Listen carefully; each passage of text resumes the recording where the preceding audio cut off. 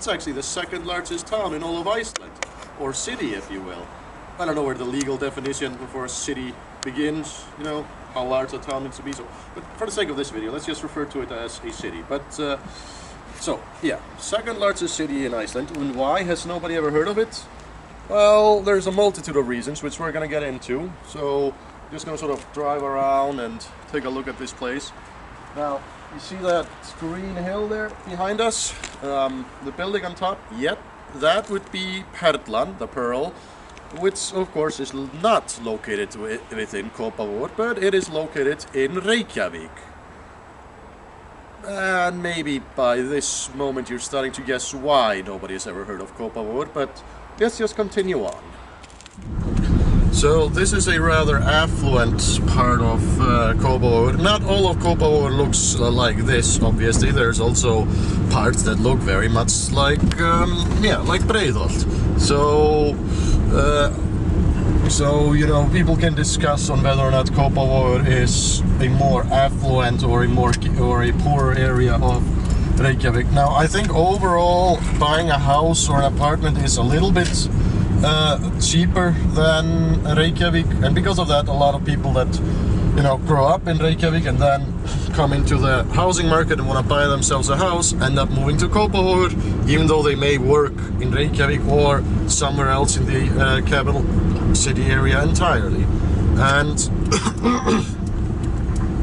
that's one of the many reasons why Kópavogur does not have a very distinct identity of its own, because people either work here and live somewhere else, or vice versa, you know. But yeah, this part of Kópavogur is, as you can see, quite affluent. And you know, actually, funny story, I've been to several parties here in this area, and boy, I don't think I've ever been to a single house party that had where there were as many people simultaneously high on cocaine at the same time. So I don't know if that's very telling for this neighborhood, or if I just happened to stumble upon that sort of a party. And holy mother of God, fuck, why does it have to be raining? Fuck, the weather forecast was so nice. Fuck you, Kópavogur. Yeah, because as we all know, bad weather only occurs in Kópavogur. Okay, that actually sounded so ridiculous that... Okay, I'm gonna admit that I have never driven here. Maybe I have once, but I'm actually not where I thought I'd be taking this turn. So yeah, you're actually gonna watch it as we get lost in Kópavogur. So yeah. That's quite interesting. I wonder what's down here. Okay. I remember this. I remember I parked my car here at one point. So, okay, we're no longer lost, ladies and gentlemen. The party can continue. Johan and Kolbeinn will return home.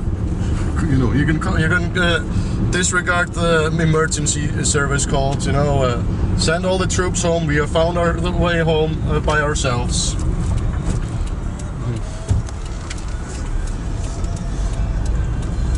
Wow, þetta eru falleg hús. Já, ég held að það séu gamlir beitiskúrar. Nei, þetta er stórt fyrir það. Þetta verður byggt þessi líkast beitiskúrar.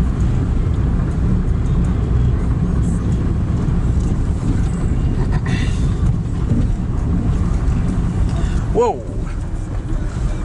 Sorry, ég varð að bara beina þessu strax að þessu. Ekkert mál. Þetta er frekar fallegt. Ég ljótur skúr en á fallegan hátt. Ok, ég að fara að leggja.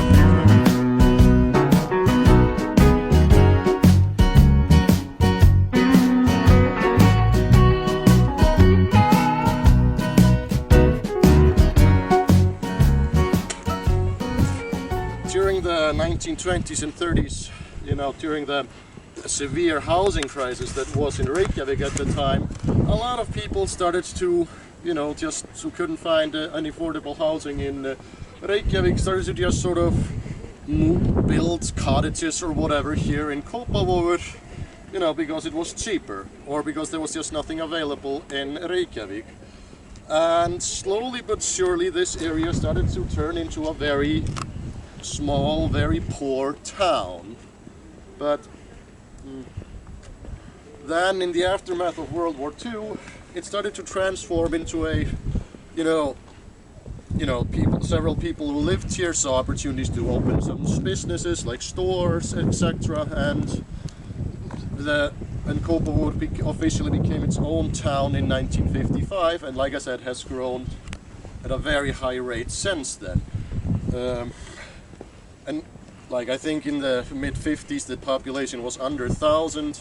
It had reached around 20,000 at the turn of the last century, and currently stands at 38,000.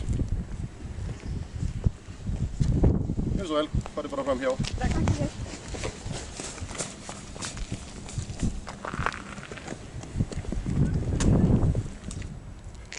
So, by the way, if you're ever in Kópavogur, I do very much recommend this path here along the ocean. It's really nice. It goes all the way from the harbor where we started and within the bay somewhere. Or maybe it continues on. Yeah, by the way, across the bay over there, this is also not Kópavogur, but Garðabær. I think this map, which I'm inserting here, will explain this a little bit better. Anyway, let's continue on. So, just some office buildings or living quarters or whatever, nothing special. Wait, what is that? It's a petrol station. Well, technically the petrol station is no longer in use, but the fuel pump is still there. Yeah, it is built within an office space or a living building. It's pretty strange. I'm guessing that when they were designing this part, drawing up, I guess one architect drew up the petrol station, another one drew up the apartment complex, and then in the middle of building they realized, oh shit, we got two buildings here, both at the same time. Okay, let's just pretend like it's a part of the plan, okay? It was always part of the plan. I don't know, it's one of the biggest weird curiosities of Kópavogur architecture. Okay, one fact about Kópavogur that's kind of interesting is that I think the town was never designed like as a whole from the ground up, so because of that Kópavogur lacks having an actual town center as we are used to with any other city anywhere. So I guess some people would call this square here, Hamraborg, to be the town center of Kópavogur, and I guess it's close to the middle, but like there's no downtown of Kópavogur, at least not yet. That is supposed to change. Kópavogur town has actually decided to build an actual downtown, with a shopping district and all that comes with it, But I don't know exactly where. I think they're gonna demolish some buildings for that to fit in, but I think it's supposed to be like in this general area. But like I didn't quite understand the plans that they've released, or maybe they're just not developed enough, so maybe I'm not supposed to understand them. But yeah, so in future there is supposed to be an actual Kópavogur downtown, but like I said, there's just nothing of that sort for me to show you now. So this will be a fun video in a few years, maybe when the thing will exist. Yeah, it started to snow, as you may be able to tell. So.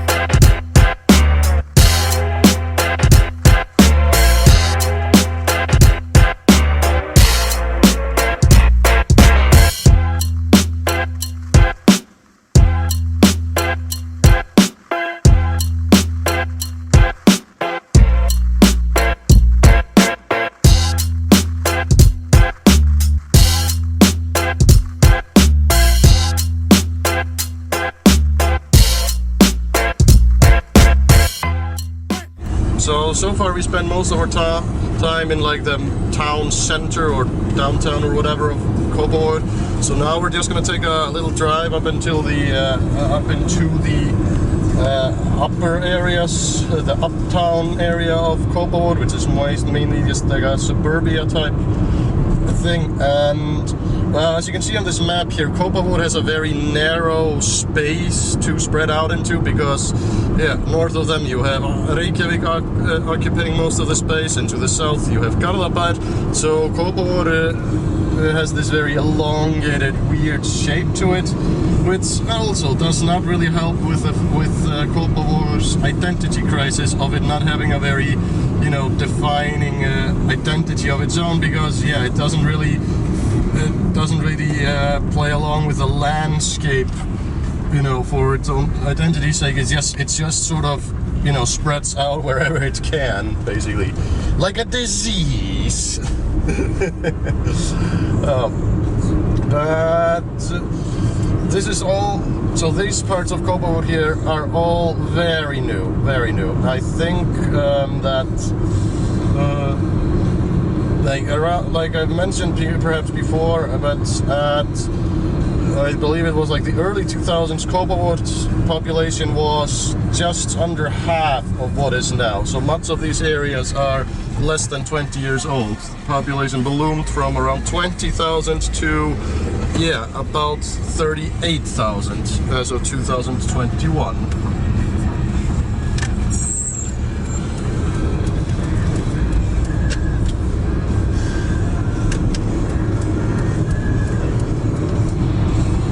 Now, personally, I find this new style of apartment buildings to be just absolutely gruesome. It's so fucking ugly.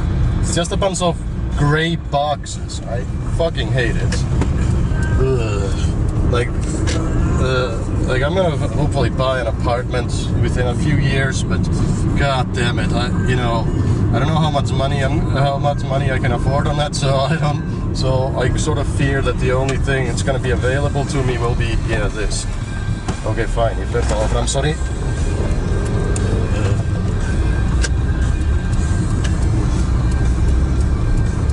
Okay, but this I can definitely approve of. Now, I could imagine myself wanting to live here, because, just look at this view, it's fantastic.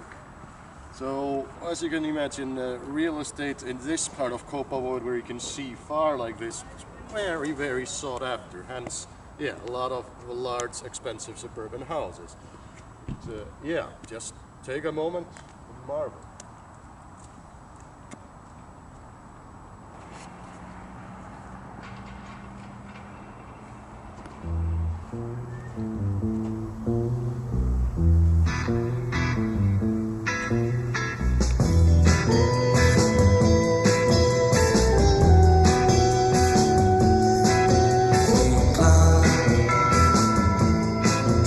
Slide, England, kom tonight. England, og í kvöld skulum kúra saman England, færa mær.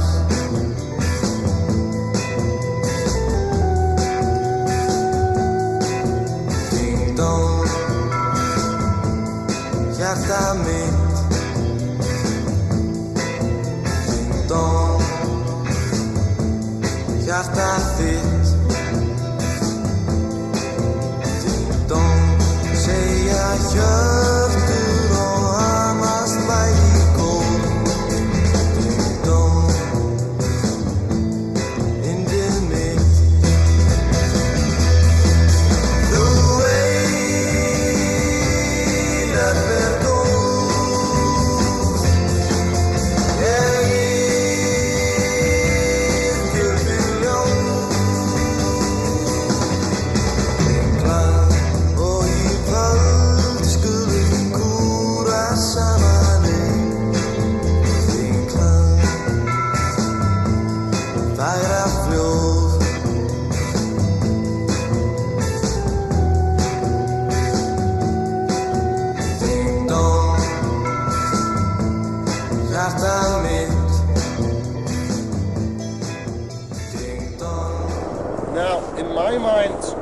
best ways to describe Kópavogur is that it suffers from a perpetual minority complex. Is that the right word? You know, because it is located next to Reykjavik. For example, in 2007, thereabout, they built the tallest skyscraper in all of Iceland. I don't know, skyscraper, but Smáratorg 3 at 76 meters or thereabout. It's the tallest building in all of Iceland. Basically, a few years prior, Reykjavik had built a very similar looking tower, but Kópavogur was like, oh yeah, well, two can play at that game. Look at our tower. Also, Smáralind, if you look at it from a certain angle from above, it sort of looks like a giant penis. So yeah, a lot of jokes have been made about the dick measuring contest between Kópavogur and Reykjavik. So Kópavogur just decided to take it all the way by building an actual giant dick. Or at least that's how the joke goes. By the way, I don't know if you can tell, but it is actually really cold. Like, I think it's just, okay, it's not that cold by Icelandic standards, but it is slightly below freezing, and my fingers are getting... how are your fingers, Kolbeinn? Yeah, my fingers are going through an inferiority complex.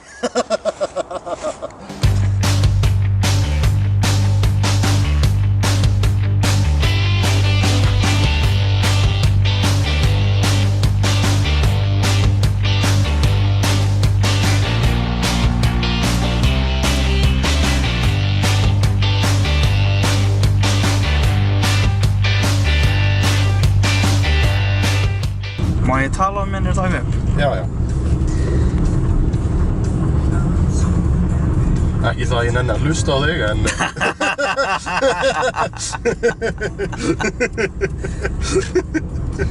Já. Það ekki gaman að hanga með mér. Jú. It'd be really nice if my cameraman would actually point the camera where I'm pointing every now. That fucking moron. I'm gonna drown you in this damn harbor. Ég byrst afsökunar. Þetta verður smá blooper bara, herri, slögt.